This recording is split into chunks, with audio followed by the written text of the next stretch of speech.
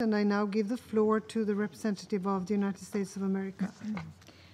Thank you, Madam President, and thank you to our briefers.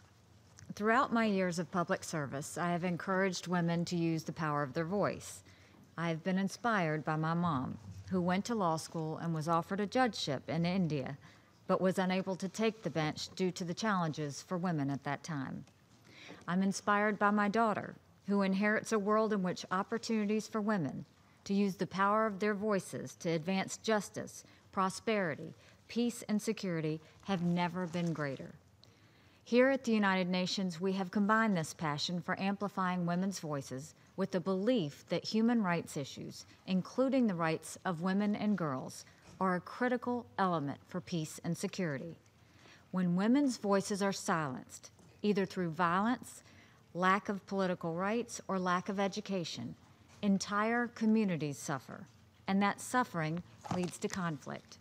In the Sahel region, the Security Council has said many times that the only solution to widespread conflict is a comprehensive approach, and that means empowering women in both politics and the economy. The International Peace Institute has found that when women are involved in brokering and implementing peace agreements, these agreements are more likely to last.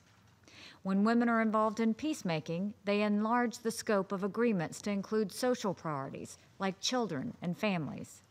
The United States supports increasing women's participation in peacekeeping activities. But to understand the linkage between women's fundamental rights and international peace and security is to understand that empowering women reduces the need for peacekeepers in the first place. When women participate in all social, political, and economic activities, local and national economies flourish. When women and children's rights are protected, life gets better. Health, well-being, and educational levels improve, and all of these things come together to protect and reinforce peace and security. The United States is strongly committed to empowering women in developing communities from the ground up. We work to ensure that our assistance goes directly to the kinds of women I meet with on my trips abroad, the mothers struggling to feed their families, educate their kids, and create a future for their families and their communities.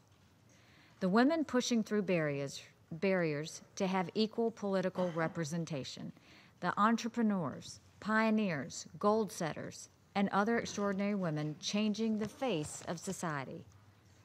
Across Africa, the U.S. is helping to build the capacity of regional organizations and the African Union to support women's political participation.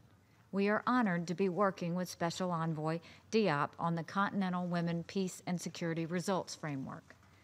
In the Sahel, the United States Agency for International Development is working to build stronger connections between the programs it funds in food security, health, and microenterprise, and community development.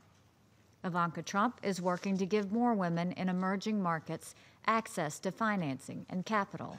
As she reminds us, women are the world's safest borrowers, paying back microloans at 97%. In addition, women business owners create a multiplier effect in communities. They are more likely to hire other women and reinvest in their families and their communities.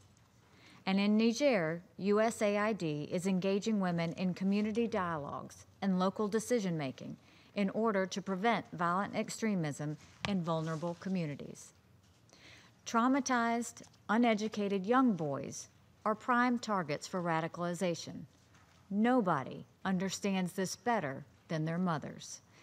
The thread that runs through all of these efforts is that when we bring together women with power and resources, we create deeper, more sustainable prosperity, and that stability and prosperity protects human rights and promotes security. I recently spent some time with a woman who understands better than most the consequences of the failure to protect the rights of women. UN Goodwill Ambassador for Africa, Jaha Doucouré, is an inspiration because she speaks from personal experience. When she was 1 week old, she was the victim of female genital mutilation. When she was 15, she was forced into child marriage, but she managed to escape all of that. She beat almost impossible odds, got an education, and became an advocate for the world's most vulnerable girls and women. Ambassador Duqueira has found the power of her voice. She should inspire all of us to follow her example, to do more than pay lip service to women's rights, to seek out girls and women, to listen to their voices. Protecting their rights actually creates opportunities that benefit the cause of international peace and security. Thank you. I thank the representative of the United States of America for her statement.